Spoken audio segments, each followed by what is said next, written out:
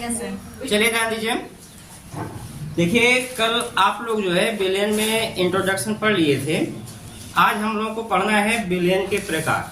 ठीक है, तो बिलियन के प्रकार से कभी कभी एक नंबर का प्रश्न जो है बोर्ड में बनता है। ठीक, तो हमें बिलियन के प्रकार में दो आधार पर पढ़ना है।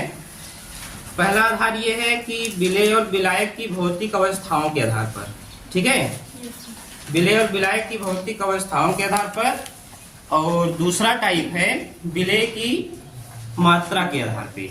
ठीक है, कहने का मतलब कि विलयन में विलेय की मात्रा कितनी है उसकी मात्रा के आधार पे विलयन का प्रकार पढ़ना है। ठीक है, तो चलिए ध्यान दीजिए। विलयन के प्रकार,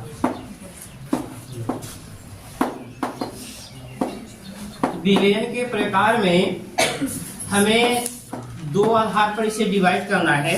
तो पहला है विलेय और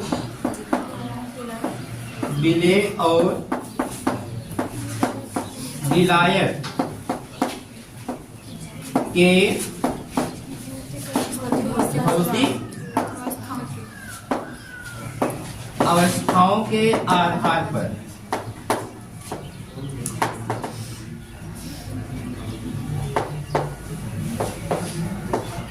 विलेय और विलायक की भौतिक अवस्थाओं के आधार पर।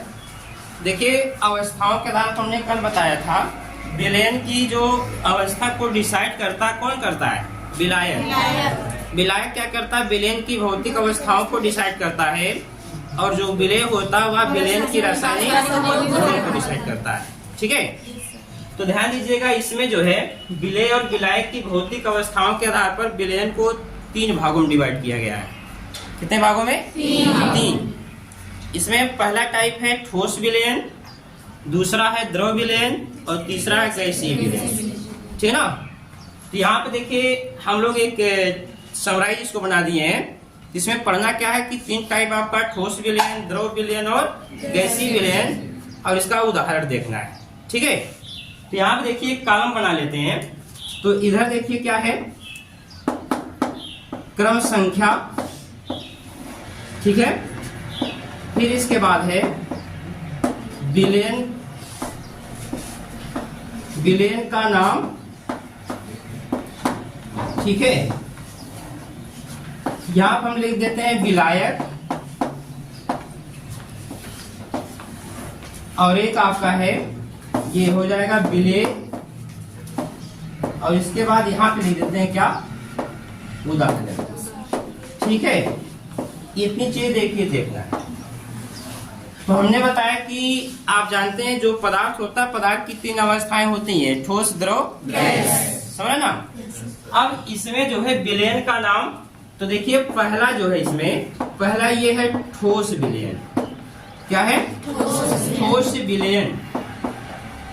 ठीक है, तो जानते हैं अगर ठोस द्रव विलयन को हमें डिसाइड करना तो सबसे पहले हमें विलायक को ही देखना है, क्योंकि विलायक क्या करता है? विलयन की भौतिक अवस्थाओं को डिसाइड करता है।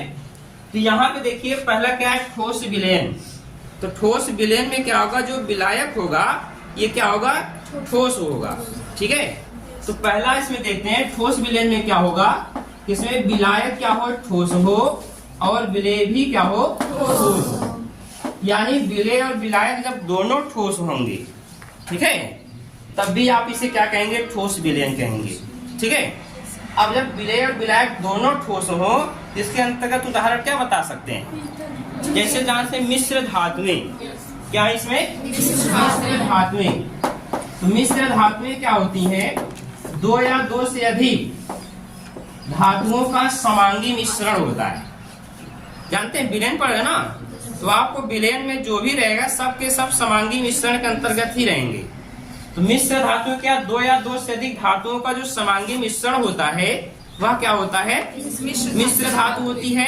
तो मिश्र धातु में जैसे सपोज करते हैं, तो यहाँ पर हम ले सकते हैं क्या? पीतल है, कांसा है, जर्मन सिल्वर है, ये तमाम तरह की मिश्र धातुएं हैं जो आपके ठोस विलयन के अंतर्गत आती हैं। तो पीतल किसका मिश्रण होता है? कॉपर और जिंक। कॉपर में 30% होता है, सॉरी कॉपर 70% और 30% आप बोलिए। ठीक, इसके बाद देखिए आपका दूसरा ठोस विलयन में इसमें विलायक क्या होगा? ठोस, और दूसरा विलय को क्या करते हैं? द्रव। ठोस और द्रव का मिश्रण। ठीक है। अब यहाँ पे देखिए विलायक हमेशा क्या रहेगा? ठोस ही रहेगा, खाली अवस्था बदलेगी किसकी? विलय की। ठोस द्रव। यहाँ पे देखिए विलायक ठोस और विलय क्या हो? द्रव। ठीक है। इस तरह से जो मिश्रण हमारा बनता है ये होता है अमलगम। क्या होता है? अमलगम। ठीक है। अमलगम भी देखिए एक समांगी मिश्रण है। अमलगम होता क्या है? जब किसी भी धातु को पारा के साथ घोल दिया जाए। ठीक है। पारा जानते हैं मरकरी होता है Hg। ठीक है। जैसे मान लीजिए Hg प्लस Zn, ये जिंक अमलगम बोलेंगे इसको। क्या बोलेंगे? Zinc amalgam. जितने भी हमारे अमलगम होते हैं, अमलगम में जो धातु होती है, समझ गए, धातु की मात्रा अधिक होगी, यानी धातु क्या होगी? ठोस होता है, और विलय के रूप में क्या होता है आपका? द्रव। ये Hg पारा होती है। ठीक है। तो देखिए अमलगम बनाया क्यों जाता है? इससे बहुत सी धातु में ऐसी जो अधिक क्रियाशील होती है, जब अपक्रिया कराई जाती है, जब धातु में अधिक क्रियाशील होती है तो उसमें अपक्रिया कराते समय वे धातुएं क्या करती हैं? तुरंत जल के संपर्क में आने पर या उस तरह से दूसरे पदार्थों से अपक्रिया कर लेती हैं। इसलिए पहले इससे क्या करते हैं? जैसे धातु में ठोस है, ये अपक्रिया जल्दी करेगी नहीं, इससे अगर जो विलयन की अवस्था में होती है वो ज्यादा अपक्रिया करती है। जैसे ठोस में ठोस, जैसे नमक है तो उसमें दूसरा कोई साल्ट मिला दे, रिएक्शन नहीं करेगा। कब तक नहीं करेगा? जब तक वो द्रव अवस्था में हो या गैसीय अवस्था में हो। ठीक। ठोस ठोस के मध्य कभी अपक्रिया नहीं होती है। ठीक। तो यहाँ पे अमलगम जो है ये हमारा ठोस और द्रव का मिश्रण होता है। ठीक है। और अमलगम क्या है? एक प्रकार का समांगी मिश्रण। ठीक है। इसके बाद देखिए इसे हमारा क्या है? तीसरा ठोस का गैस में। ठीक है। ठोस का गैस में। अब जानिए विलायक क्या हो? ठोस हो, और विलय क्या हो? गैस। अब देखिए इसमें होता क्या है? जैसे यहाँ होता है पैलाडियम। ठीक है। पीडी पर H2 का अधिशोषण कह सकते हैं। या पैलाडियम जो क्या करता है? जब हाइड्रोजन गैस को एब्जॉर्ब कर लेता है, इसके द्वारा जो समांगी मिश्रण बनता है ये आपका ठोस और गैस का मिश्रण होता है। ठीक। पैलाडियम एक प्रकार का धातु है।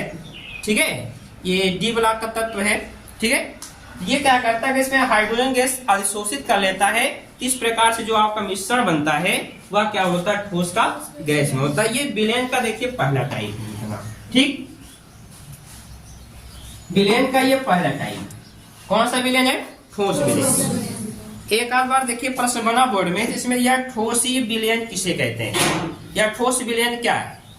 आप उसमें परिभाषा दे सकते हैं, वह विलयन जिसमें विलायक की भौतिक अवस्था क्या हो? ठोस हो, और विलय की भौतिक अवस्था ठोस, द्रव या गैस हो सकती है। बस बने क्या है? विलायक की भौतिक अवस्था क्या है? ठोस, और विलय की भौतिक अवस्था ठोस, द्रव, गैस हो सकती है। दूसरे हम ठोसी विलयन कहेंगे। और ठोसी विलयन में अगर देखेंगे तो 3 टाइप आपका होगा। समझ गए? इसके बाद देखिए आपका इसमें दूसरा टाइप है द्रव विलयन। आप द्रव विलयन में अगर डिफाइन करना चाहते हैं, द्रव विलयन क्या है? इसमें आप डिफाइन कर सकते हैं कि वह विलयन जिसमें विलायक की भौतिक अवस्था क्या रहे? द्रव रहे। क्या रहे? द्रव। और विलय की भौतिक अवस्था ठोस, द्रव, गैस हो सकती है, तो उसे हम क्या बोलेंगे? द्रव विलयन। जैसे मान लीजिए पहला आते उदाहरण पे, इसमें क्या है? द्रव, और ये लेते हैं ठोस। विलायक हमारा द्रव और विलय क्या हो? ठोस। इसमें आप जानते हैं ये तो ऑलरेडी विलयन हम लोग बनाते हैं घर पे। जैसे मान लीजिए चीनी और पानी का मिश्रण, नमक और पानी का मिश्रण, है कि नहीं? ये आपका ठोस का द्रव होगा। ठीक है। यहाँ पे आप लिख सकते हैं नमक प्लस जल का जो मिश्रण है, ये किसका मिश्रण होगा? ये द्रव विलयन का। ठीक है ना? इसके बाद देखिए आपका दूसरा इसमें है द्रव का द्रव में। दोनों यानी विलय और विलायक की भौतिक अवस्थाएं दोनों सेम हो, द्रव का द्रव में। इसमें देखिए ये भी विलयन आप जानते हैं। जैसे मान लीजिए हमारे पास एल्कोहल और जल का मिश्रण हो गया, क्यों जी? आपका उसमें क्लोरोफार्म और ईथर का मिश्रण हो गया, यानी द्रव द्रव दोनों ही चाहिए। ठीक है। इसमें आप क्या कर सकते हैं? इसमें ले सकते हैं अल्कोहल, अल्कोहल प्लस जल का मिश्रण। ठीक है, ये जो होता है दोनों की भौतिक अवस्थाएं जब द्रव द्रव हो, इसमें आप ये सब उदाहरण रख सकते हैं। ठीक है, इसके बाद देखिए हमारा जो तीसरा टाइप है द्रव का गैस है, यानी विलायक द्रव हो और विलेय क्या हो, गैस। अब इसमें उदाहरण के रूप में जैसे जल में घुली हुई ऑक्सीजन गैस, क्यों जी, जल में घुली हुई ऑक्सीजन गैस, क्योंकि आप जानते हैं जो तालाब होता है, जो जलीय जंतु होते हैं, जैसे मछलियां हो गई और भी जलीय जंतु होते हैं, अब ये पानी में रहते हैं, तो पानी में जो घुली हुई ऑक्सीजन होता है, इसी ऑक्सीजन को क्या करते हैं, इंटेक करते हैं, ग्रहण करते हैं। ठीक है, तो जल में ऑक्सीजन होता है नहीं, ऑलरेडी होता है, उसमें और भी गैसें होती हैं, लेकिन मुख्य रूप से अगर देखा जाए तो जैसे मान लीजिए जल में घुली हुई ऑक्सीजन गैस। ठीक है, ये किसका उदाहरण है, द्रव गैस का ही, द्रव विलयन का है। ये भी देखिए आपका एक टाइप ये भी खत्म हुआ। ठीक है, इसमें उदाहरण कौन देंगे, जल में घुली ऑक्सीजन गैस। ठीक, इसके बाद देखिए हमारा जो है ये तीसरा टाइप कौन सा है, गैसीय विलयन। गैसीय विलयन, तो देखिए गैसीय विलयन, अब यहाँ पे परिभाषा क्या दे सकते हैं, वह विलयन जिसमें विलायक की भौतिक अवस्था क्या हो, गैस, और विलेय की भौतिक अवस्था ठोस द्रव गैस हो सकता है, उसे क्या बोलेंगे, गैसीय विलयन कहते हैं। अब गैसीय विलयन में जैसे मान लीजिए यहाँ पे पहला हमने क्या लिया, गैस का ठोस में, ये देखिए गैस का ठोस में। ठीक, अब गैस, तो गैस देखिए क्या है, विलायक है, और विलेय क्या है, ठोस। अब यहाँ पे देखिए उदाहरण जो दे सकते हैं, जैसे मान लीजिए आप देखे होंगे कोहरा पड़ता है ना, या तो आप चल रहे हैं, धूल उड़ रही है हवा में, क्यों जी, इस प्रकार का जो मिश्रण होता है ये गैस का ठोस में होता है। ठीक, या ये भी उदाहरण ले सकते हैं। या दूसरा उदाहरण है, जैसे मान लीजिए यहाँ पे गैस में कोई गैसीय अवस्था है, और गैसीय अवस्था में विलेय के रूप में, जैसे आप क्या है, आप ले लीजिए ऑक्सीजन गैस, समझ ना, तो ऑक्सीजन गैस में या एलपीजी गैस में एक होता क्या है, एथिल मरकैप्टेन, ठीक ना, इसको मिलाने के बाद जो मिश्रण बनता है, यहाँ पे गैस का ठोस में उदाहरण ले सकते हैं। ठीक है, इसके बाद देखिए यहाँ पे आपका जो दूसरा है गैस का द्रव में। ठीक, गैस का द्रव में, इसमें आप ले सकते हैं क्या, यानी जलवाष्प, समझ रहे ना, जलवाष्प में क्या है, उसमें गैस की मात्रा ज्यादा होती है, और जो वाष्प होती है, यानी जल की जो मात्रा होती है, इसमें क्या होती है, कम होती है, ये जल वाष्प ले सकते हैं।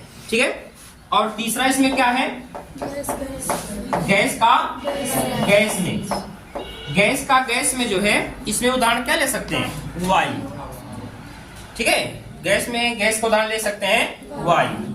ठीक, ये आपका देखिए इतनी चीजें।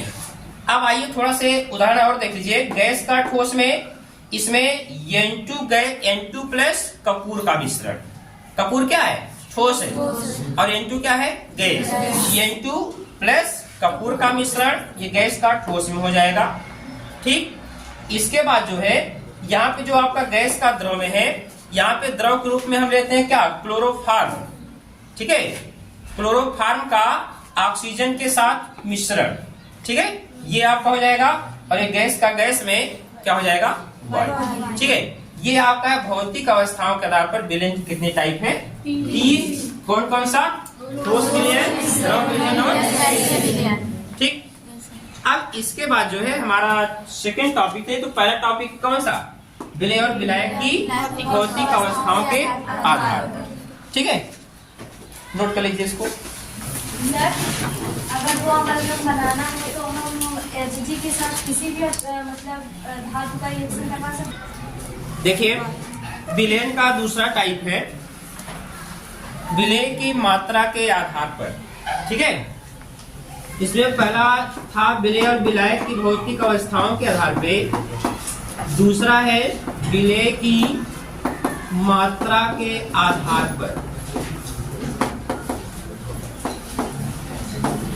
विलय के मात्रा के आधार पर, ठीक है।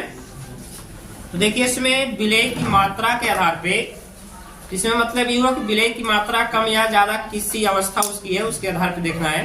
तो इसमें देखा जाए तो विलयन इसके आधार पे 5 टाइप का होता है, ठीक है।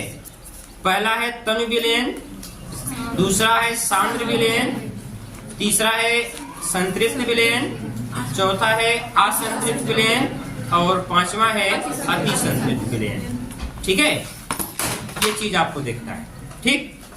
अब देखिए इसमें जो है तनु और सांद्र, ये 2 टाइप होता है विलयन का। तनु का मतलब ये हुआ जब विलयन में विलय की मात्रा कम होती उसे क्या बोलेंगे, तनु विलयन, और जब विलय की मात्रा अधिक होगी उसे क्या बोलेंगे, सांद्र विलयन। तो उदाहरण के रूप में जैसे घर पे आप लोग शरबत बनाते होंगे तो शरबत में क्या होता है, उसमें जल की मात्रा बहुत अधिक होती है और चीनी की मात्रा क्या होती है, कम होती है। तो ऐसे विलयन को हम क्या बोलेंगे, तनु विलयन कहेंगे, ठीक है। और इसी विलयन को अगर ऐसे मान लीजिए हम लोग क्या बनाते हैं, सीरा बना दिए, जैसे चाशनी तैयार करते हैं, तो वह जो होता है एक प्रकार का सांद्र विलयन। और इसके बाद जितने भी जैसे मान लीजिए H2SO4, HNO3, HCl, जितने भी एसिड होते हैं ये मंगाया जाता है कि ये प्योर क्या होते हैं, 98% लगभग होता है, ये प्योर सांद्र विलयन होते हैं। तनु बनाने के लिए इसमें जितना परसेंटेज हमें विलयन बनाना होता है उतना हम क्या करते हैं, उसमें जल मिला करके उसे हम तनु कर लेते हैं, ठीक है। ये 2 बहुत आसान टॉपिक है। इसके बाद हमें वही 3 देखना है, ठीक है। 3 में तो उसमें आपको 3 ही टाइप के और पढ़ना है, ठीक है। पहला है संतृप्त विलयन, संतृप्त विलयन, दूसरा है असंतृप्त विलयन,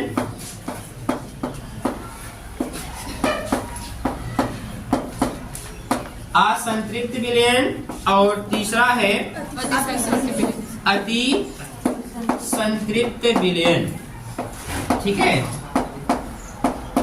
अति संतृप्त विलयन, सैचुरेटेड सॉल्यूशन और अनसैचुरेटेड सॉल्यूशन और सुपर सैचुरेटेड सॉल्यूशन, ठीक है। 3 टाइप। तो देखिए संतृप्त विलयन क्या होता है। तो संतृप्त विलयन यह होता है जैसे मान लीजिए हम निश्चित ताप पर निश्चित आयतन के विलायक में, ठीक है, टेम्परेचर हमारा क्या होना चाहिए, कांस्टेंट होना, टेम्परेचर कोई परिवर्तन नहीं होना, टेम्परेचर स्थिर होना चाहिए, ठीक। तो क्या है, निश्चित ताप पर निश्चित आयतन के विलायक में जब विलय की थोड़ी थोड़ी मात्रा मिलाई जाती है तो वह विलय क्या होता है, घुल जाता है, समझा ना। विलय क्या हो जाता है, घुल जाता है।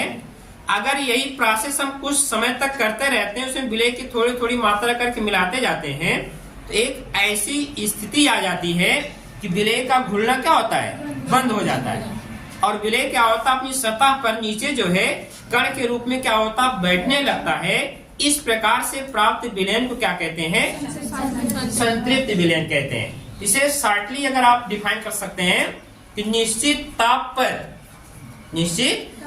पर विलायक में, ठीक ना, निश्चित ताप पर विलायक की विलय को घोलने की क्षमता क्या हो, समाप्त हो जाए, अर्थात वह विलयन जिसमें विलय की और अधिक मात्रा को घोला ना जा सके उसे हम क्या कहेंगे, संतृप्त विलयन कहेंगे। आप लोग देखे होंगे जब क्या करते हैं, जब मिठाई बनाने की चाशनी तैयार की जाती है तो उसमें क्या होता है, तो उसमें क्या करते हैं, चीनी की अगर मान लीजिए थोड़ी थोड़ी मात्रा करके डालते जाते हैं तो चीनी क्या होती है, घुल जाती है। अगर वही चीनी की मात्रा धीरे धीरे बढ़ती जा रही है तो चीनी क्या होता है, नहीं घुलना, नहीं क्या होता है, घुलना उसका बंद हो जाता है, वह धीरे धीरे कण के रूप में नीचे बैठना शुरू कर देता है। इस प्रकार से क्या होता है, प्राप्त जो विलयन होता है उसे हम क्या कहेंगे, संतृप्त विलयन, अर्थात विलायक जो है विलय को और अधिक घोल नहीं सकता, ठीक है, उसे हम क्या बोलेंगे, संतृप्त विलयन। तो थोड़ा सा और एक टॉपिक और है यहाँ पे हमें देखना, KSP का नाम सुने होंगे आप लोग। इसे बोलते हैं विलेयता गुणनफल, सॉल्युबिलिटी प्रोडक्ट, ठीक है। विलेयता गुणनफल क्या होता है, कक्षा 11 के केमिकल इक्विलिब्रियम में ये टॉपिक आपको मिले होगा, विलेयता गुणनफल। तो विलेयता गुणनफल ये होता है कि निश्चित ताप पर किसी वैद्युत अपघट्ट के जलीय विलयन में उपस्थित, क्या समझिएगा, निश्चित ताप पर किसी वैद्युत अपघट्ट के जलीय विलयन में उपस्थित उसके आयनों की सांद्रताओं के गुणनफल के बराबर होता है, उसे हम क्या कहते हैं, विलेयता गुणनफल। विलेयता गुणनफल क्या है? किसी वैद्युत अपघट्ट के जलीय विलयन में उपस्थित उसके आयनों की सांद्रताओं के गुणनफल को उस विद्युत अपघट्ट का विलेयता गुणनफल कहते हैं। यह सपोज करते हैं, जैसे मान लीजिए हमारे पास NaCl है। अब NaCl को अगर हम जल में घोल देते हैं तो ये टूटेगा किसमें, NaCl-Cl-। ये आपके दो आयंस होंगे और विलेयता गुणनफल के रूप में अगर रिप्रेजेंट करना है तो Ksp बराबर हो जाएगा concentration Na plus into concentration, ठीक है। ये आपका क्या हो जाएगा, किसी वैद्युत अपघट्ट में उपस्थित उसकी आयनों की सांद्रताओं के गुणनफल को उस वैद्युत अपघट्ट का विलेयता गुणनफल कहते हैं। अगर संतृप्त विलयन बना रहे हैं तो संतृप्त विलयन में जो विलेयता गुणनफल होता है उस वैद्युत अपघट्ट की सांद्रताओं के गुणनफल के क्या होता है, बराबर। ठीक है, ये ध्यान दीजिएगा इसको। ठीक, इसके बाद देखिए हमारा जो असंतृप्त विलयन होता है, असंतृप्त विलयन का मतलब ये हुआ वह विलयन जिसमें और अधिक विलेय को घोला जा सकता है। ठीक है, वह विलयन जिसमें और अधिक विलेय को घोला जा सकता है उसे हम क्या कहते हैं, असंतृप्त विलयन कहते हैं। तो जैसे सपोज करिए वही शरबत जो हम पीते हैं, शरबत क्या होता है, हम जितना हमें मीठा चाहिए उतना मीठा हम पी लेते हैं, लेकिन अगर चाहे तो थोड़ी सी अगर चीनी और घोलना चाहते हैं तो आप जो शरबत का जो विलायक होता है वह और अधिक चीनी को घोल सकता है, वह हमारा क्या हो जाएगा, असंतृप्त विलयन। असंतृप्त विलयन में जो विलेयता गुणनफल होता है, यह विलेयता गुणनफल क्या होता है, अधिक होता है। ठीक है, उस वैद्युत अपघट्ट के, यानी वैद्युत अपघट्ट में मान लीजिए यहाँ पे कोई वैद्युत अननोन वैद्युत अपघट्ट लेते हैं, concentration A into concentration B minus Ksp जो होगा उस वैद्युत अपघट्ट से क्या होगा, उसकी आयनों की सांद्रताओं के गुणनफल से क्या होगा, ज्यादा होता है। ज्यादा मतलब क्या होगा, इसमें और अधिक हम विलेय को घोल सकते हैं, और अधिक विलेय पदार्थ क्या करते हैं, घोल सकते हैं। ठीक है, तीसरा देखिए क्या है, अति संतृप्त विलयन। अति संतृप्त विलयन का मतलब ये हुआ कि जैसे मान लीजिए हमने पहले बताया संतृप्त विलयन। संतृप्त विलयन में क्या होता है, विलायक विलेय को घोलने की क्षमता क्या होती है, उसकी समाप्त हो जाती है, वह और अधिक विलेय को घोल नहीं सकता है। अगर जो हमारा संतृप्त विलयन होता है, संतृप्त विलयन को हम गर्म कर दें, संतृप्त विलयन को गर्म कर दिया जाए तो गर्म करने के बाद जो प्राप्त विलयन होता है उसे हम क्या कहेंगे, अति संतृप्त विलयन कहते हैं। ठीक है, जैसे मान लीजिए मिठाई बनाएंगे, जो शीरा बनाया जाता है तो उसमें क्या करते हैं, पानी की मात्रा कम होती है, चीनी की मात्रा अधिक होती है, तो उसे जो थोड़ा सा हीट कर देते हैं तो चीनी धीरे धीरे क्या होती है, उसमें डिजॉल्व हो जाती है। इस प्रकार जो प्राप्त विलयन होता है उस विलयन को हम क्या कहेंगे, अति संतृप्त विलयन कहते हैं। अति संतृप्त विलयन में जो Ksp का मान होता है, ये क्या होता है, उस वैद्युत अपघट्ट के सांद्रताओं की गुणनफल के क्या होता है, कम। ठीक है, Ksp का मान मतलब विलेयता इसकी बहुत कम रहेगी, और इस विलयन को समय के लिए छोड़ दिया जाता है, तो छोड़ने पर क्या होता है, वह विलयन धीरे धीरे फिर क्या होता है, संतृप्त विलयन में कन्वर्ट होना शुरू हो जाता है।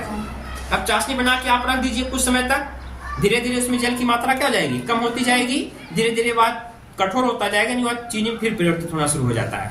ठीक है, यही सेम चीजें होती है कि हमारे तीन टाइप है, संतृप्त विलयन, असंतृप्त विलयन, अति संतृप्त विलयन। शार्टली अगर आप डिफाइन कर सकते हैं, संतृप्त विलयन क्या है, वह विलयन जिसमें और अधिक विलेय पदार्थ को घोला नहीं जा सकता है उसे हम क्या कहेंगे, संतृप्त विलयन।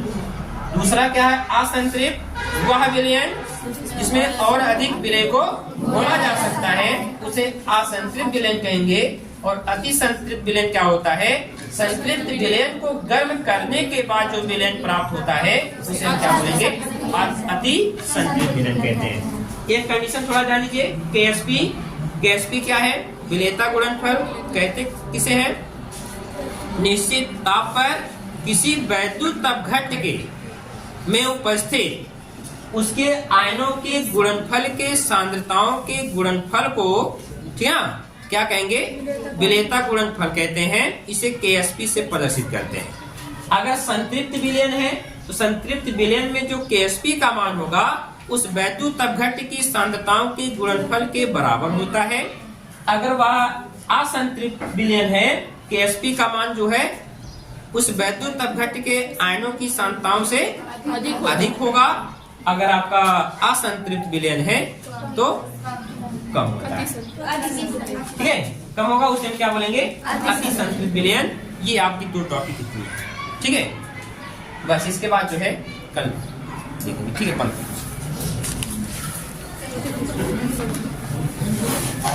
चलिए आप नोट कर लीजिए।